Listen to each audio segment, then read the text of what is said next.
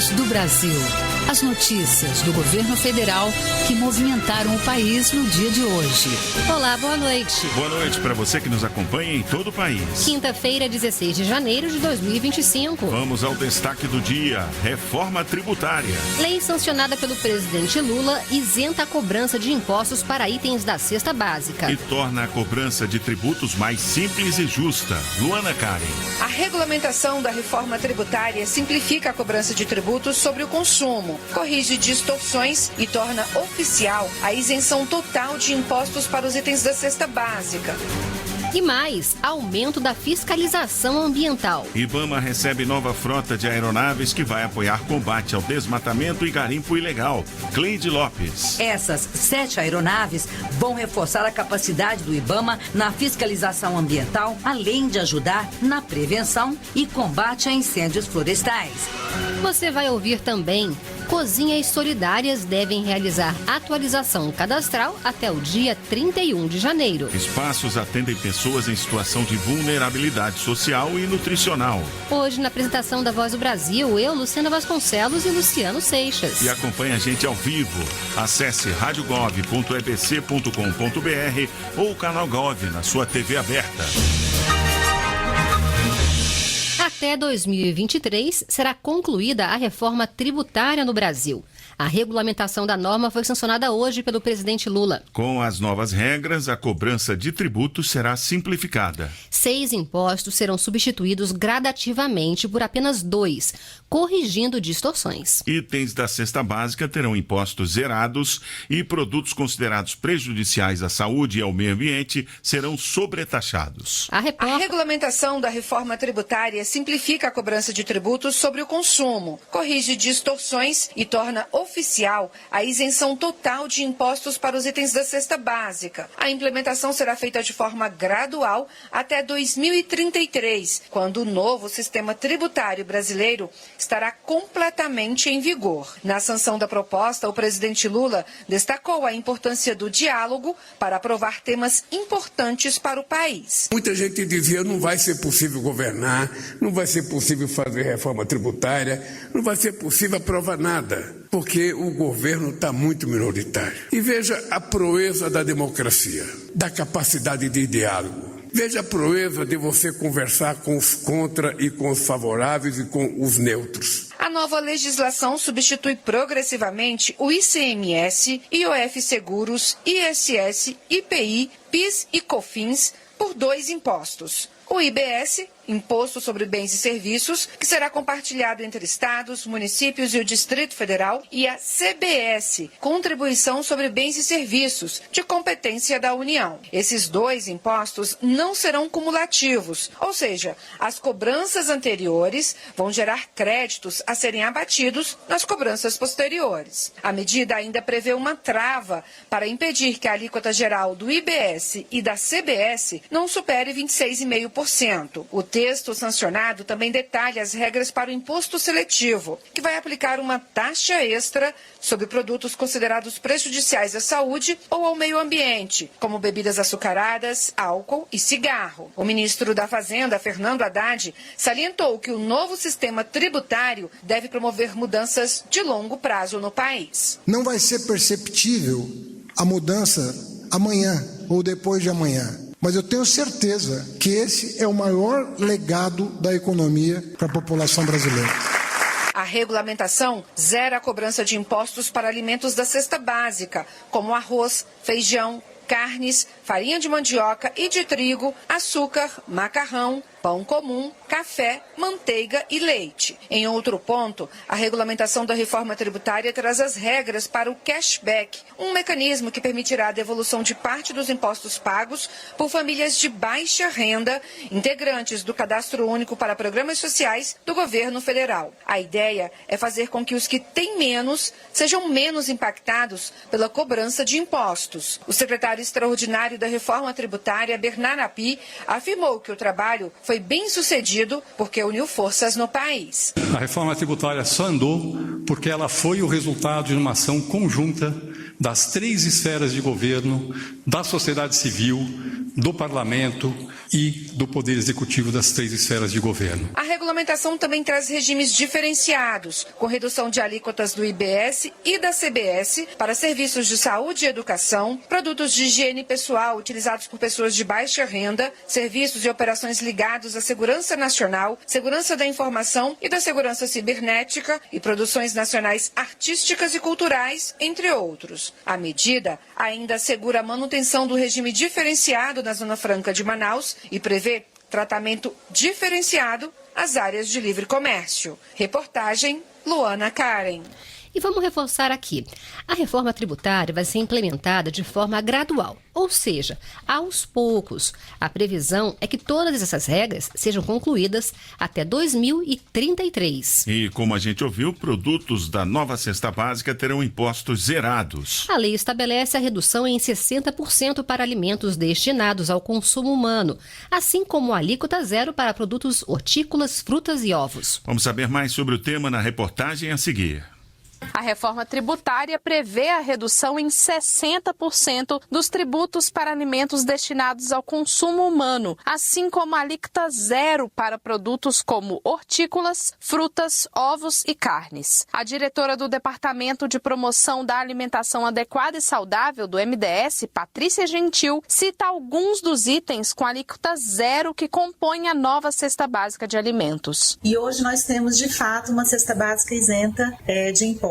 Uma cesta básica que basicamente é arroz, feijão, são os óleos, pão de sal, café, manteiga, que entrou agora também na isenção, ou seja, um conjunto de alimentos que fazem parte dos hábitos da população brasileira, que são alimentos in natura e minimamente processados e que são agora isentos e que certamente daqui a um tempo a gente vai sentir no nosso bolso no preço dos alimentos. Outra importante medida prevista na reforma tributária é o imposto seletivo cobrado sobre alimentos que não fazem bem à saúde, como comenta Patrícia Gentil. Houve uma concordância do reconhecimento das bebidas açucaradas, o efeito que as bebidas açucaradas têm do ponto de vista negativo para a saúde, e a partir desse momento também vão ter um imposto seletivo para mostrar para a população brasileira de que, de fato, esses alimentos não fazem bem para a saúde e que precisam ter o seu consumo reduzido e moderado. Além da alíquota zerada, alguns alimentos tiveram a alíquota reduzida pela reforma tributária.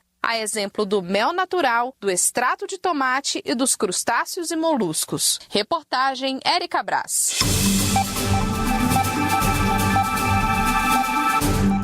A incidência de qualquer taxa sobre transações financeiras por meio do Pix é uma prática abusiva e pode ser punida. Foi publicada hoje a medida provisória que garante o sigilo de informações e a não cobrança de valores sobre pagamentos por Pix. A medida provisória foi publicada pelo governo federal em edição extra do Diário Oficial da União nesta quinta-feira. A norma equipara o pagamento realizado por meio de Pix à vista ao pagamento em espécie. Além disso, a medida garante que o Pix não será taxado e o Banco Central deverá criar uma medida para proteger e manter o sigilo bancário dos pagamentos digitais. Segundo o texto, a cobrança de valor mais alto para pagamentos por Pix à vista é uma prática abusiva, sujeita às punições previstas no Código de Defesa do Consumidor. A Secretaria Nacional do Consumidor do Ministério da Justiça e Segurança Pública será responsável pela regulamentação dessa regra. A edição da MP foi divulgada na quarta-feira pelo ministro da Fazenda, Fernando Haddad, após uma onda de notícias falsas sobre o Pix serem divulgadas nas redes sociais sobre possíveis impostos sobre transações digitais e foram usadas por golpistas para enganar pessoas, o que levou o governo a suspender a medida ontem e anunciar a criação da MP. Além disso, o governo acionou a Advocacia Geral da União, que pediu a abertura de um inquérito para a Polícia Federal. As medidas provisórias têm força de lei e passam a valer assim que publicadas pelo Executivo, mas precisam ser aprovadas em até 120 dias pelo Congresso Nacional para virar lei em definitivo. Gabriela Noronha para a Voz do Brasil. O Brasil deverá sair do mapa da fome das Nações Unidas em 2025. É o que afirmou o ministro do Desenvolvimento e Assistência Social, Família e Combate à Fome, Wellington Dias, durante a participação no programa Bom Dia Ministro, da empresa Brasil de Comunicação. 2025 será o ano em que pela segunda vez o Brasil sai do mapa da fome. E com redução da miséria ao mais baixo patamar. Nós vamos para patamar de países da Europa. E redução da pobreza e fazendo o país ter a maior classe média da nossa história. É esse país que eu, você, independente de disputas políticas, queremos. E o ministro disse que entre as ações que vão ajudar o país a reduzir a fome e a pobreza estão o programa Bolsa Família e também o Pé de Meia. O Bolsa Família, ele nasce de um conceito científico, né, de que o ser humano, ele, em primeiro lugar, precisa de alimentação. Um veículo não anda sem combustível. O ser humano não anda sem alimentação. Às vezes, pessoas muito pobres são acusadas de preguiça. A pessoa é preguiçosa, não quer trabalhar. Falso, né? Na verdade, ela não tem a energia necessária. Quem já passou fome sabe do que eu estou falando. Você dorme pensando em comida, enfim. Quando alimentado, por isso que a gente faz a vinculação com saúde, com a educação. Então não faz sentido, isso tinha quebrado, a gente voltou a ter crescimento de matrícula, crescimento de frequência, a aula, crescimento de aprovação. E agora com o Pé de Meia, mais ainda.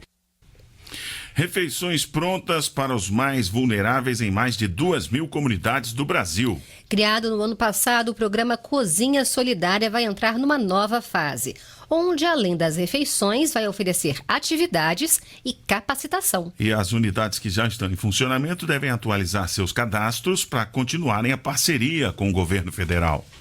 A Cozinha Solidária do Sol Nascente serve todos os dias mais de 100 pratos de comida, de graça. Os alimentos são frescos com ingredientes da agricultura familiar. Situada na região mais pobre do Distrito Federal, a cozinha faz uma diferença grande na vida de muitas famílias, como na da artesã Maria Lúcia Gomes. É muito da vez que a gente tem para comprar um arroz e feijão. Aí a cozinha lá nos ajuda bastante. As cozinhas solidárias oferecem refeições para as pessoas pobres da região onde estão instaladas. Elas surgiram durante a pandemia, organizadas de forma voluntária pelas comunidades. E no ano passado, a ideia virou um programa do governo federal. O coordenador da Cozinha do Sol Nascente conta que já recebe alimentos da agricultura familiar por meio do Programa de Aquisição de Alimentos, o PAA do governo federal. E segundo Rude Rafael, a expectativa é grande pelos próximos passos do programa. A partir desse ano a gente vai ter o aporte financeiro para a distribuição dos alimentos. Um dos critérios do programa é que não só a gente distribua alimento, mas realize atividades de formação com as famílias, de capacitação para o emprego e renda. Hoje são mais de 2.000 cozinhas solidárias em funcionamento no Brasil. Em 2024, o Ministério do Desenvolvimento e Assistência Social, Família e Combate à Fome investiu 38 milhões de reais no programa Cozinha Solidária. O ministro Wellington Dias destaca a importância da iniciativa. Complemento de alimento para as pessoas que mais precisam, com a compra da agricultura familiar, nesse modelo da Cozinha Solidária, que se soma, é claro, com o Bolsa Família e outras transferências de renda. Para continuarem recebendo apoio do governo federal, as cozinhas solidárias devem atualizar seus cadastros no programa até 31 de janeiro. Todo o procedimento é realizado pela internet. Basta acessar cozinhasolidaria.digital. Com narração de Nazi Brum, reportagem de Luciana Colares, de Holanda. O governo brasileiro tomou conhecimento com grande satisfação do anúncio pelos governos do Catar, do Egito e dos Estados Unidos de cessar fogo na faixa de Gaza. Por meio de nota, o Itamaraty afirma que, se confirmado oficialmente pelas partes envolvidas, o acordo interrompe conflito que, em 15 meses, matou mais de 46 mil palestinos e mais de 1.200 israelenses, além de 160 jornalistas e 265 funcionários das Nações Unidas. envolvidas. O Brasil pede que as partes envolvidas respeitem os termos do acordo e garantam o fim permanente das hostilidades, a libertação de todos os reféns e a entrada de ajuda humanitária a Gaza. O governo apela ainda para a retomada da paz com a solução de 2 estados, um palestino e outro israelense. Novas aeronaves vão reforçar o combate a crimes ambientais, especialmente no combate ao desmatamento e ao garimpo ilegal. A partir da próxima semana, a frota de helicópteros do IBAMA vai atuar em estados da Amazônia Legal. Um investimento de 130 milhões de reais por ano. Com a chegada desses 7 helicópteros, modelo AW119, para a renovação da frota do Instituto Brasileiro do Meio Ambiente e dos Recursos Naturais Renováveis, o IBAMA terá maior capacidade de resposta nas operações ambientais. Um investimento de 130 milhões de reais por ano, por meio de um contrato de arrendamento, vai assegurar cerca de 5 mil horas de voo anual. Para a ministra do Meio Ambiente e Mudança do Clima, Marina Silva, esse investimento é importante para o enfrentamento ao desmatamento e às mudanças climáticas. Isso não é custeio, isso é um investimento. É um investimento em proteger o capital natural de um país que tem um grande potencial, que tem grandes vantagens comparativas e que nesse momento de mudança do clima, de eventos climáticos extremos, se não tivermos o cuidado necessário com essas nossas riquezas e belezas, o prejuízo será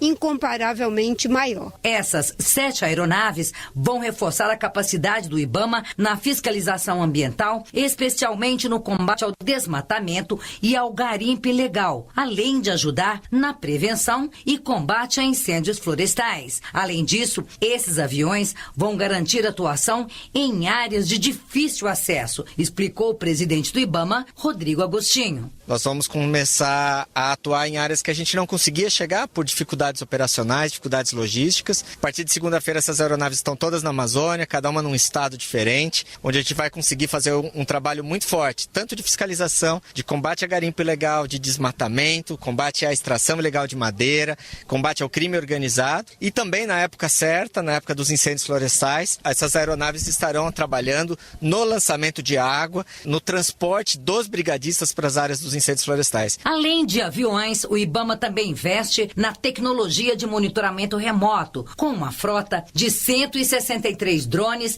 equipados com sensores de alta precisão, operados por equipes especializadas de 192 profissionais. Esses avanços garantem maior eficiência nas ações de monitoramento e proteção em todo o território nacional. O piloto do Centro de Operações Aéreas do IBAMA, Felipe Mansur, explica como o trabalho de monitoramento da floresta vai ficar mais ágil com esses novos equipamentos. É uma aeronave que voa a uma velocidade superior às aeronaves anteriores que a gente tinha no contrato. Ela também leva um efetivo maior a campo, que é uma necessidade real do IBAMA para poder ter mais equipe, o que aumenta a segurança nas operações. E ela também é uma aeronave mais confiável, mais moderna, com a parte de aviônicos também mais preparada para o apoio à nossa consciência situacional em voo também. Por ela voar mais rápido, ela tem até 3 horas de voo, né, de autonomia, a gente consegue chegar a maiores distâncias, consegue cobrir maiores distâncias. Os 7 aviões vão entrar em operação na próxima semana em estados do Pará, Roraima e Rondônia. A meta do governo federal é chegar a 21 aeronaves até o final de 2026. Reportagem Cleide Lopes. 20 milhões a mais de passageiros passaram a voar de avião no Brasil nos últimos 2 anos. No ano passado, mais de 118 milhões de passageiros utilizaram o avião para viajar pelo Brasil. E em 2022, esse número foi de 97 milhões e 700 mil. Foi o que afirmou hoje o ministro de Portos e Aeroportos, Silvio Costa Filho. O ministro também destacou dados do turismo internacional. Foi o melhor ano do turismo internacional do Brasil, 17,4% de crescimento, chegando à marca de mais de 6,6 milhões de turistas internacionais que vieram para o Brasil. Mais segurança e fiscalização nas águas do país. Neste período de férias escolares e até o carnaval, a Marinha reforça as ações de conscientização. É a Operação Navegue Seguro. A meta é garantir a segurança da navegação no litoral e nas águas na época de maior movimento. Com o aumento das atividades no litoral e nas águas do país neste período, a fiscalização feita pela Marinha foi intensificada. As pessoas estão recebendo orientações sobre a importância da segurança na navegação e das boas práticas de conduta para quem trafega. Além do turismo náutico, os militares também estão atentos aos públicos regionais, como os pescadores e comunidades marítimas e ribeirinhas. A expectativa é superar o número de inspeções realizadas na edição anterior, entre 2023 e 2024, que foram mais de 133 mil. As transgressões mais comuns registradas pela Marinha nesta época costumam ser a falta de habilitação dos condutores, documentação da embarcação incompleta ou vencida, falta de material para salvamento, como coletes e boias, desrespeito ao limite de lotação da embarcação, além do consumo de bebida alcoólica durante a condução. A Operação Navegue Seguro, que começou em dezembro, vai até o próximo mês de março, após o Carnaval. Graziela Mendonça para a Voz do Brasil.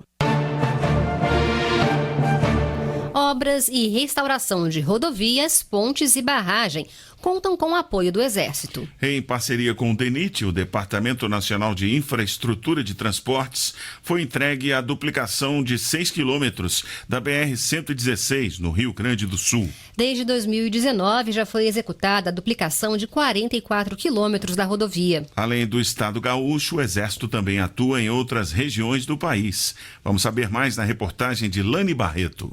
O setor de engenharia do Exército realiza obras como a construção e a restauração de rodovias, pontes e barragens. Esse trabalho é essencial para o desenvolvimento do país e capacita os militares para eventuais emergências, como o apoio prestado na reconstrução do Rio Grande do Sul. Recentemente, o Exército entregou aos gaúchos a duplicação de um trecho de 6 quilômetros na BR-116, na cidade de Barra do Ribeiro. A obra foi executada em conjunto com o Departamento Nacional de Infraestrutura de Transportes, o DENIT. Desde 2019, quando a parceria foi firmada entre a Força Terrestre e o DENIT, 44 quilômetros da BR-116 foram duplicados entre os municípios de Guaíba e Pelotas. O comandante do 4º Grupamento de Engenharia, General Pablo Lira de Almeida, enfatiza a importância da cooperação. Entregando oficialmente o último trecho da BR-116 do termo de execução descentralizada assinado entre o DENIT e o Exército Brasileiro. Com esses 6 quilômetros entregues, o Exército entregou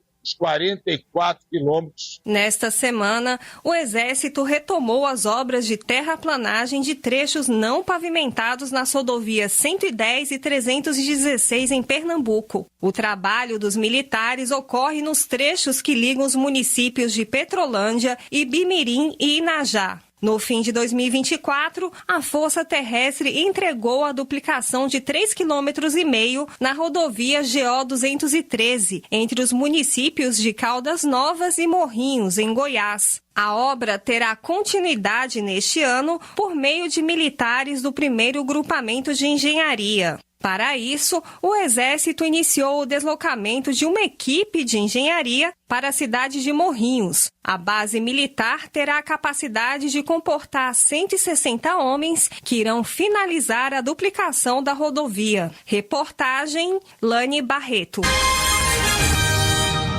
No Enem 2024, 371 mil estudantes tiveram nota igual ou superior a 650 pontos, o que permite o ingresso no programa Pede Meia Licenciatura. O programa vai dar apoio financeiro para aqueles que quiserem frequentar e concluírem cursos de licenciatura. A bolsa mensal é de R$ 1.050. Ao todo, o Ministério da Educação vai disponibilizar 12 mil bolsas do Pede Meia Licenciaturas neste ano. Os interessados já podem se inscrever nesta edição do Sistema de Seleção Unificada 2025, que conta com a oferta de 68 mil cursos de licenciatura. As inscrições para o SISU começam amanhã e vão até o dia 21 de janeiro.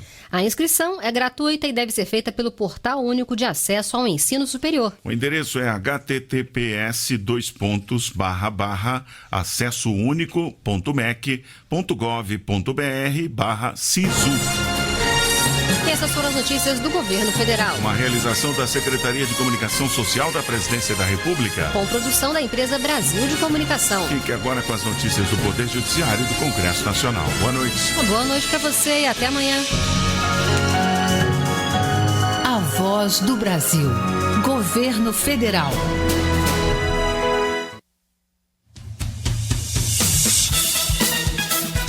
Você vai ouvir agora notícias do Poder Judiciário.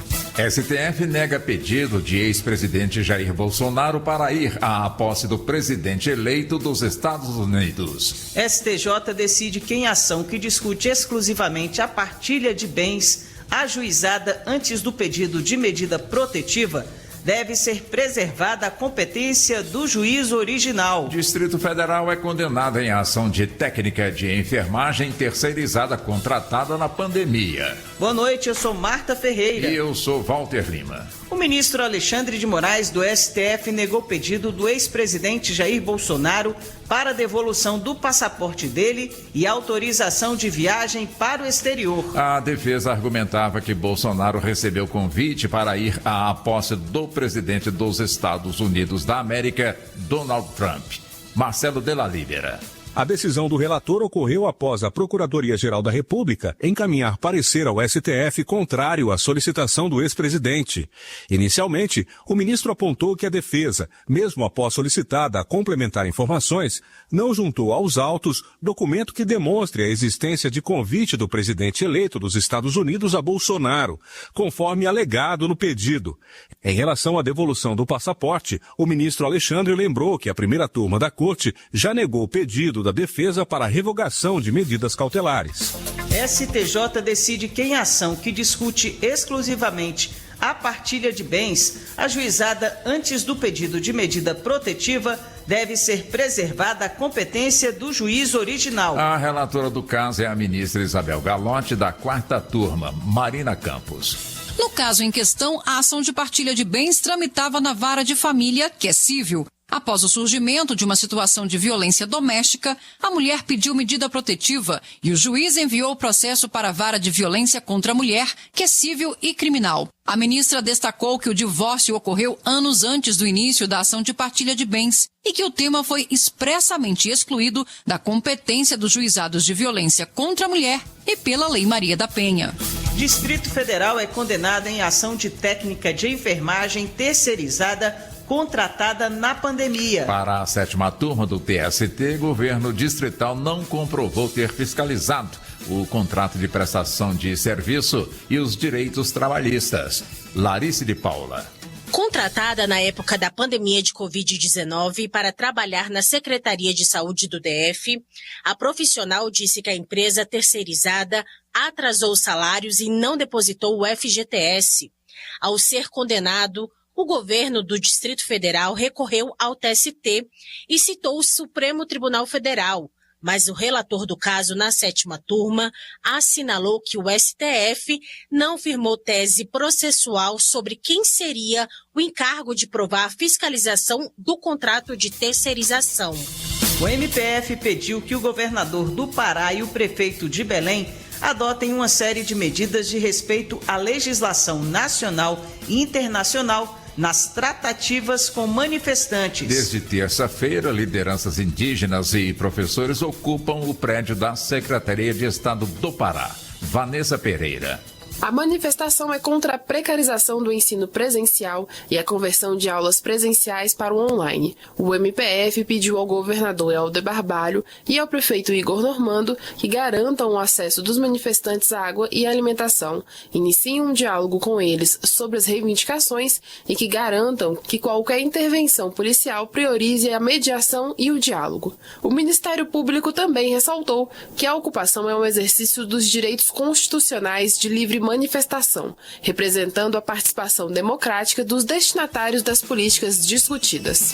Uma trabalhadora com deficiência conseguiu na Justiça do Trabalho do Ceará a reintegração ao emprego. Ela foi demitida sem justa causa por uma escola particular. A mulher exercia o cargo de auxiliar de serviços gerais e alegou ter sido dispensada de forma irregular, sem que a instituição contratasse outra pessoa com deficiência para ocupar a vaga, como exige a legislação. A decisão da 13ª Vara do Trabalho de Fortaleza também determinou o pagamento de indenização de R$10 mil, além dos pagamentos das verbas trabalhistas. Você acompanha outras notícias do Poder Judiciário em 104,7 FM para o Distrito Federal e em torno. Ou pelo canal 1.3 da TV aberta em Brasília. Ouça também pelo Tuni de qualquer lugar do mundo. E baixe agora o TV Justiça Mais, disponível na loja de aplicativos do seu celular. Boa noite. E até amanhã. Notícias do Poder Judiciário, uma produção da Rádio Justiça, Supremo Tribunal Federal.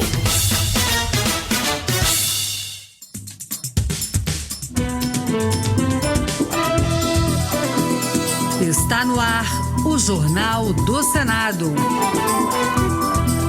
Eu sou Ricardo Nacaoca e estes são os destaques de hoje do Jornal do Senado, que começa agora. Comissão dá aval para regulamentar profissão de salva-vidas. Projeto cria política nacional de inclusão para ensino superior. Senador defende redução da jornada de trabalho.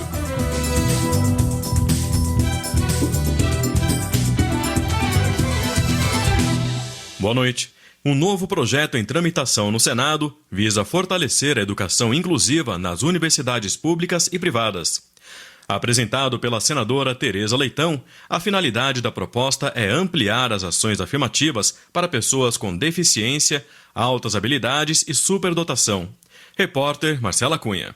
O projeto da senadora Tereza Leitão, do PT de Pernambuco, institui a Política Nacional de Inclusão nas instituições de ensino superior, que valerá tanto para universidades públicas como privadas. O objetivo é ampliar o alcance de ações afirmativas para pessoas com deficiência, transtornos do neurodesenvolvimento, altas habilidades ou superdotação, como explicou a senadora Tereza Leitão. As barreiras arquitetônicas, pedagógicas, tecnológicas, atitudinais, comunicacionais e informacionais persistem como desafios que dificultam o acesso à permanência e a plena participação dessas pessoas na vida universitária. Entre os pontos do projeto estão o incentivo à adoção de tecnologias assistivas e outras inovações que atendam necessidades educacionais especiais no ensino superior e a colaboração entre instituições de ensino superior, centros de pesquisa e organizações da sociedade civil para o desenvolvimento e disseminação de práticas e materiais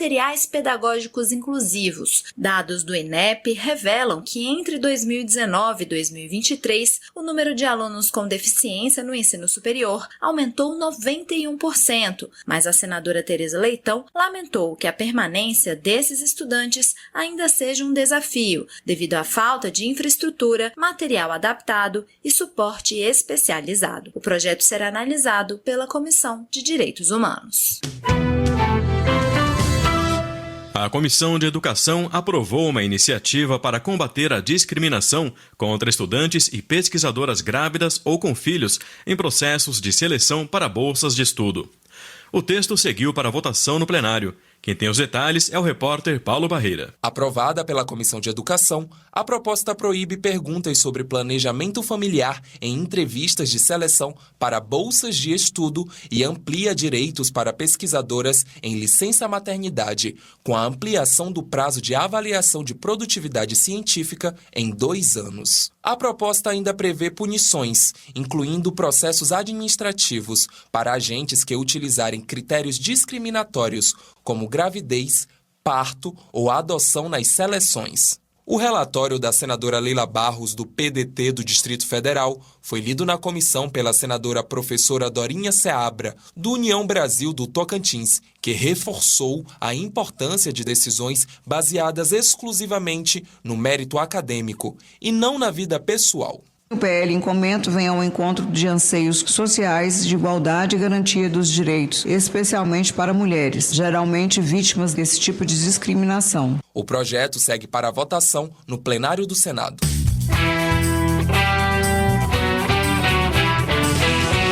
O Senado deve votar ainda neste primeiro semestre o projeto que legaliza o jogo do bicho, permite apostas em corridas de cavalos e autoriza o funcionamento de bingos no Brasil.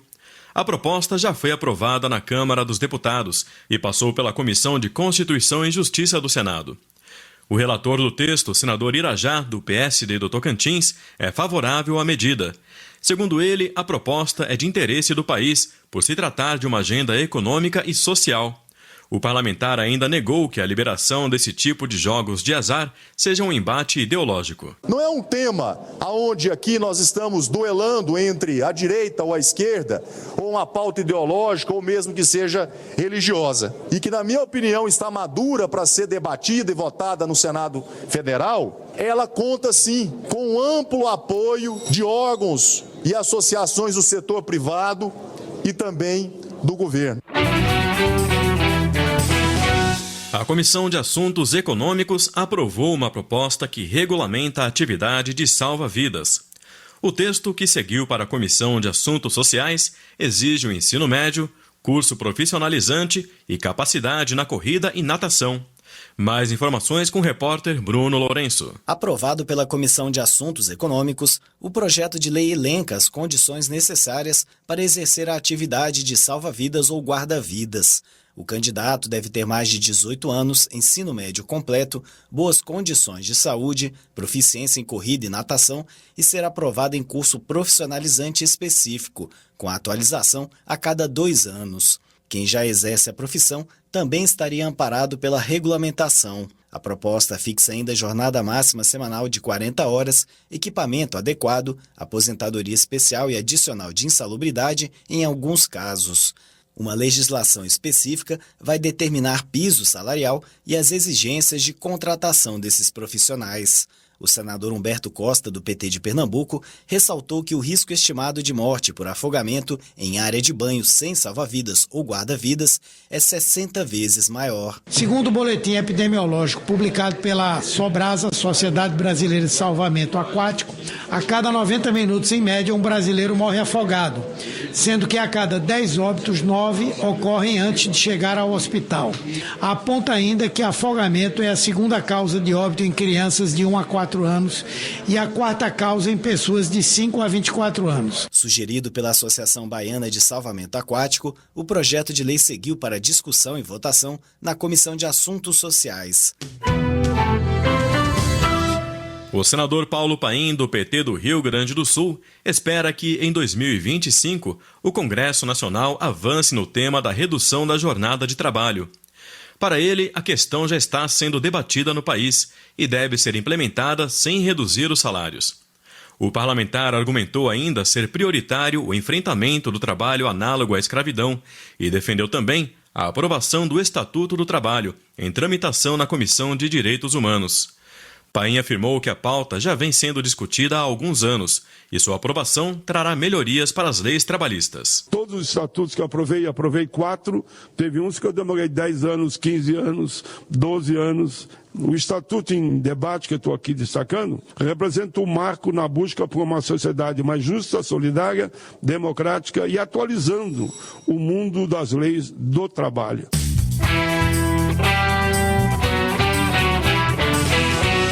A partir deste ano, o país vai comemorar o Dia Nacional do Rádio em 25 de setembro, conforme lei sancionada pelo presidente Lula. A data é uma alusão ao nascimento, em 1884, de Roquete Pinto, pioneiro da radiodifusão no Brasil.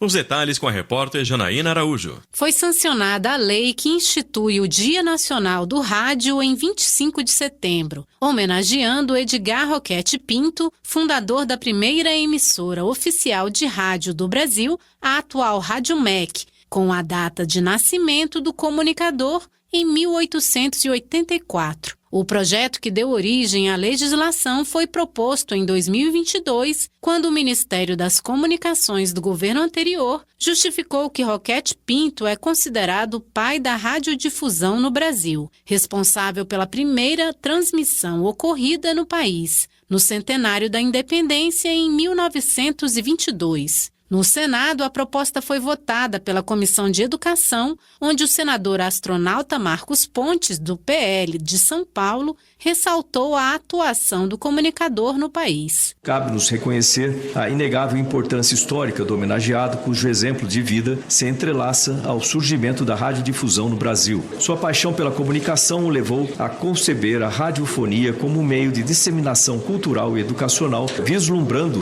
o seu potencial transformador na sociedade. Marcos Pontes também enfatizou que, mesmo com todas as inovações vivenciadas pelos meios de comunicação, o rádio demonstra sua capacidade adaptativa e continua sendo uma fonte acessível e contínua de entretenimento, informação e educação.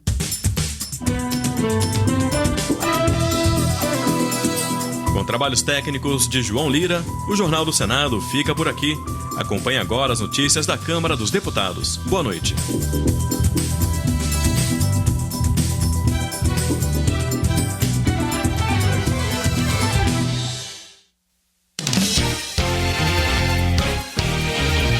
Jornal Câmara dos Deputados.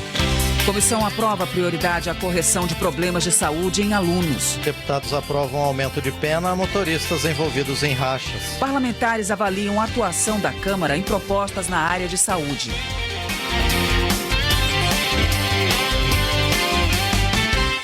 Boa noite.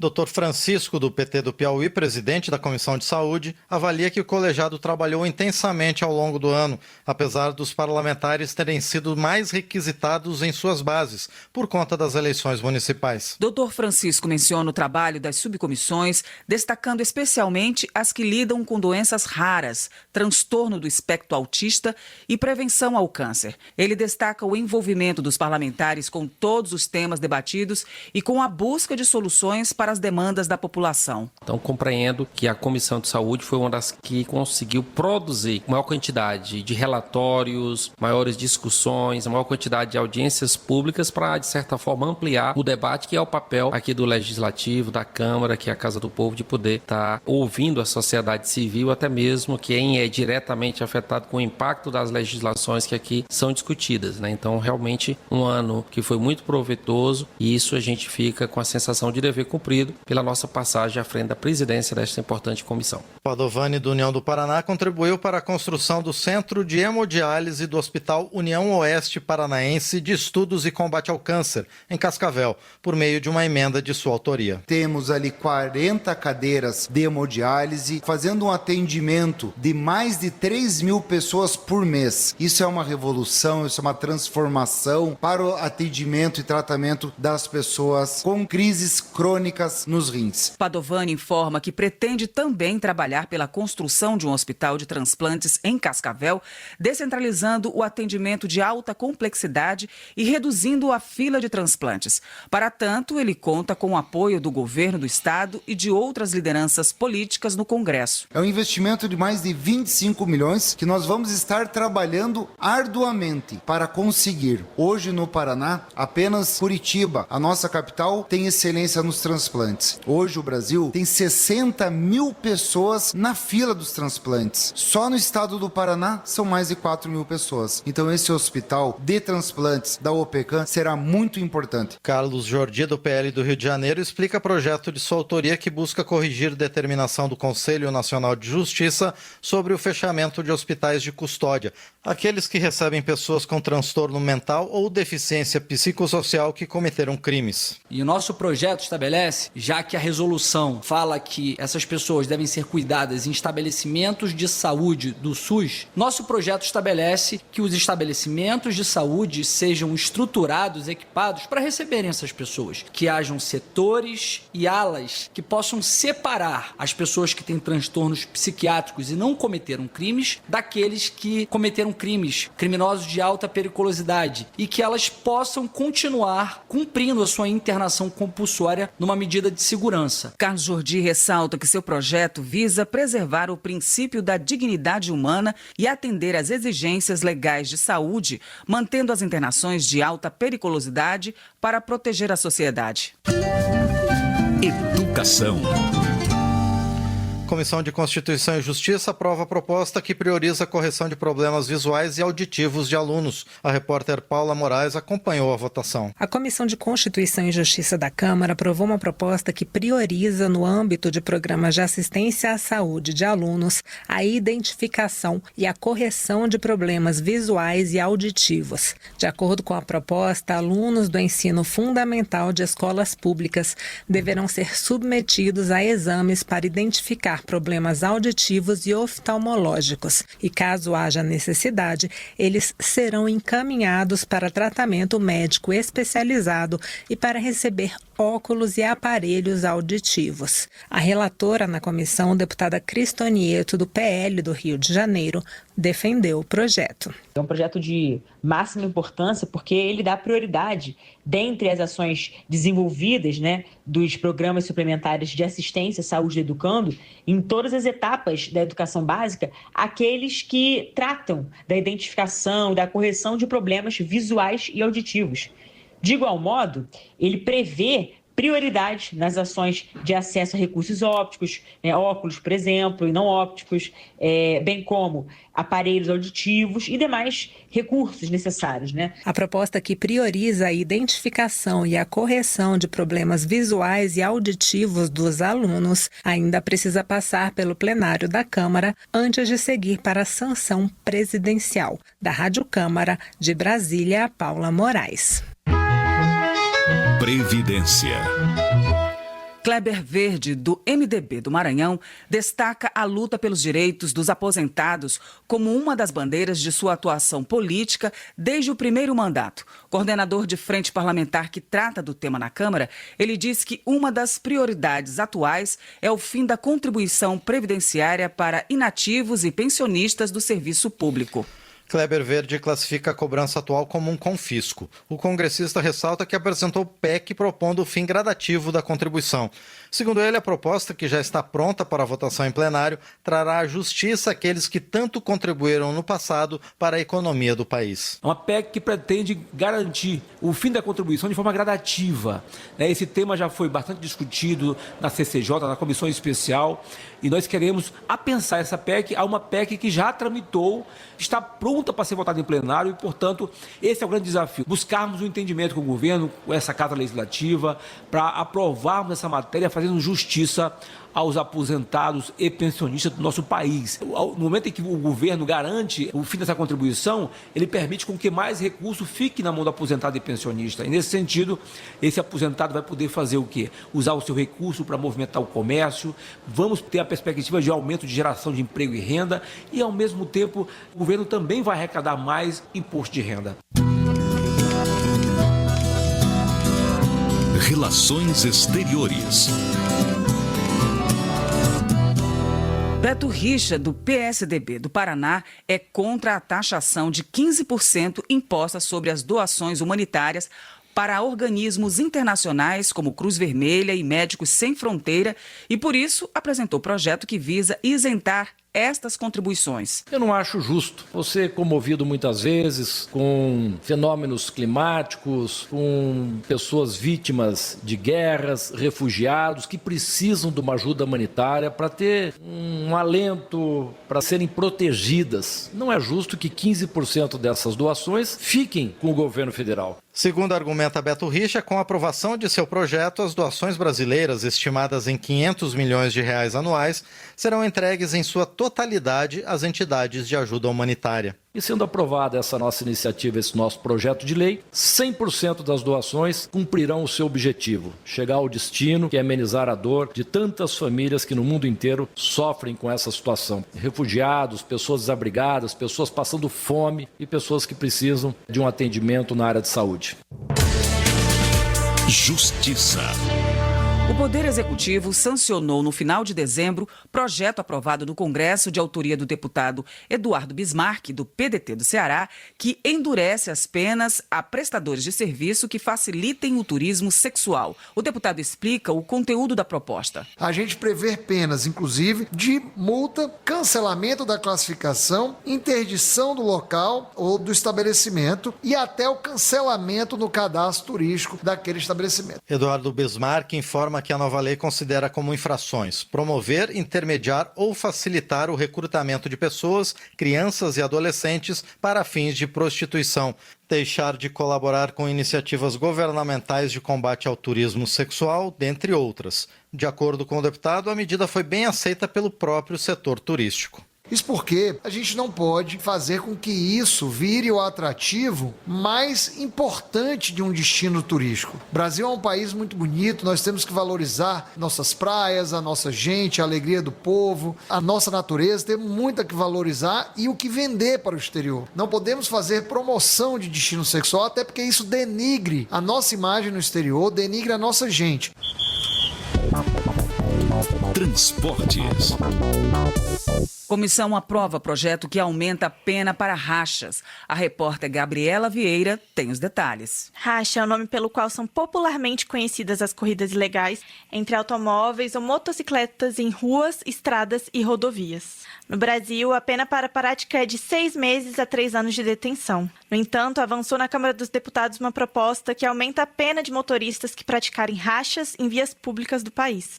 A pena aumentará para 2 a 4 anos de detenção caso o racha seja praticado perto de hospitais, escolas, estações de embarque e desembarque de passageiros, ruas estreitas ou onde haja uma grande movimentação de pessoas. Caso tenha vítima com lesão grave, o motorista cumprirá uma reclusão de 4 a 8 anos. Se o racha causar alguma morte, a pena aumentará para 6 a 12 anos. O projeto, já aprovado pela Comissão de Viação e Transporte, é do deputado Pastor Gil, do PL do Maranhão. Ele defende que o racha coloca em risco a vida dos motoristas, dos pedestres e de outros condutores inocentes, e por isso, a punição para a prática hoje em dia é insuficiente. Ao defender a proposta, Pastor Gil sugeriu que a pena para rachas deveria ser inicialmente, em qualquer situação, de 2 a 4 anos. Mas o relator da proposta, deputado Hugo Leal, do PSD do Rio de Janeiro, defendeu que esta pena é atualmente para o crime de homicídio culposo no trânsito e deve ser aumentada. Quando a tragédia acontece, essa matéria tem que ser matéria de reclusão, não pode ser de detenção. Reclusão porque a pessoa tem que efetivamente ser presa, tem que receber a punição dentro do sistema carcerário. A proposta, que aumenta a pena para quem praticar corridas ilegais ou rachas, será analisada pela Comissão de Constituição e Justiça da Câmara antes de seguir para o plenário. Da Rádio Câmara de Brasília, Gabriela Vieira. Desenvolvimento Regional. Marcon do PT agradece o apoio recebido de brasileiros e de pessoas de outros países na reconstrução do Rio Grande do Sul após os desastres naturais ocorridos em 2024. O deputado exalta a solidariedade de civis e de autoridades de todas as esferas do poder público, ressaltando também a ajuda internacional. Nas palavras do deputado, o suporte foi fundamental para salvar vidas e iniciar a reconstrução de moradias, escolas e postos de saúde em todo o estado. Marcon reforça a necessidade de mais ações para retomar a normalidade no Rio Grande do Sul, com foco no apoio a agricultores e empresários que enfrentam dificuldades financeiras. Agradecer os voluntários, agradecer o povo gaúcho, o povo do Brasil inteiro que olhou para o Rio Grande do Sul, por esse canto que nós moramos há 60 anos, que é o Rio Grande do Sul. Muito apoio do mundo inteiro. Agradecer os governos municipais, o governo do estado, o governo do presidente Lula, que teve por várias vezes lá, e nós encaminhamos várias questões. O governo fez isso também, mas tem muita moradia para ser feito. A questão das negociações dos agricultores, porque perderam a sua safra. As negociações de investimento para as empresas, seja investidor individual, média e grande.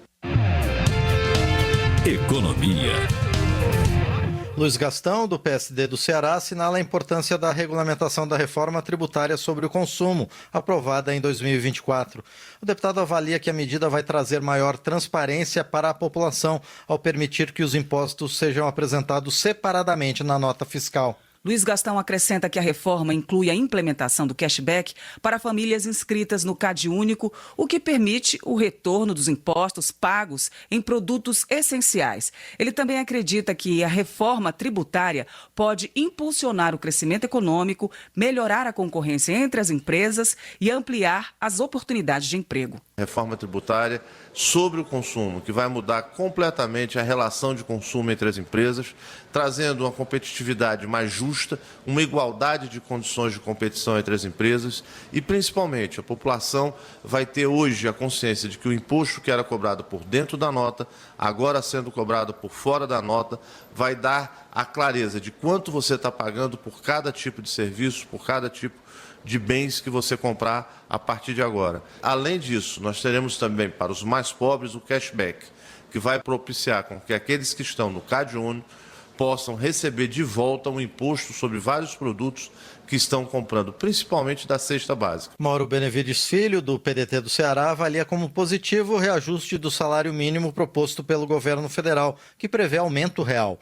O deputado explica que a proposta está alinhada ao novo arcabouço fiscal, que define um limite de 2,5% para o crescimento das despesas públicas acima da inflação. Mauro Benevides Filho destaca que, diferentemente de períodos anteriores, o novo modelo assegura ganhos ao trabalhador, mesmo quando o PIB registra queda. O parlamentar também avalia que o novo sistema fortalece o poder de compra dos brasileiros, trazendo maior previsibilidade para a economia nacional. O primeiro ponto relevante para o salário mínimo é de que nos governos Temer e Bolsonaro, o salário mínimo ele só crescia pela inflação, ou seja, ele era meramente atualizado.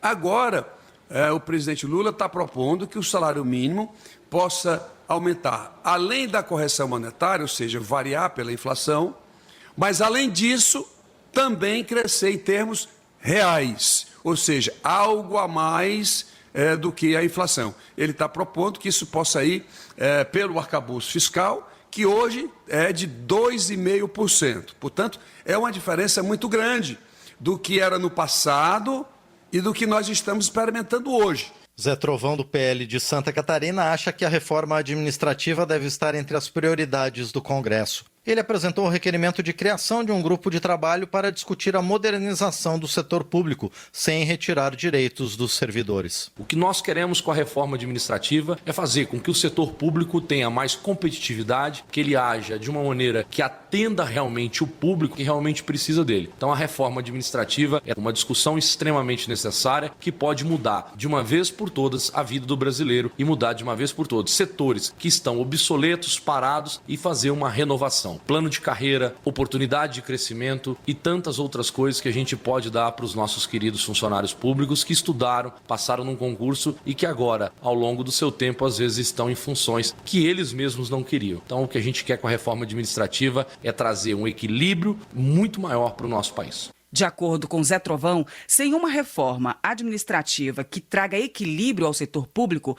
o Brasil vai enfrentar uma grave crise econômica nos próximos 10 anos. Ele espera que o próximo presidente da Câmara instale o grupo de trabalho para discutir as mudanças necessárias.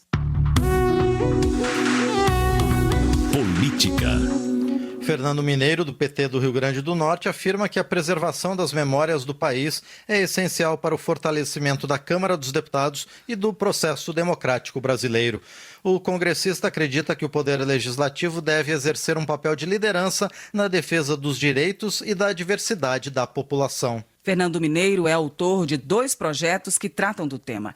Ele ressalta que uma das propostas institui o 8 de janeiro como Dia Nacional em Defesa da Democracia e a outra cria um museu em memória das conquistas democráticas brasileiras. A Câmara Federal tem um papel fundamental no resgate e na preservação da democracia. Por quê?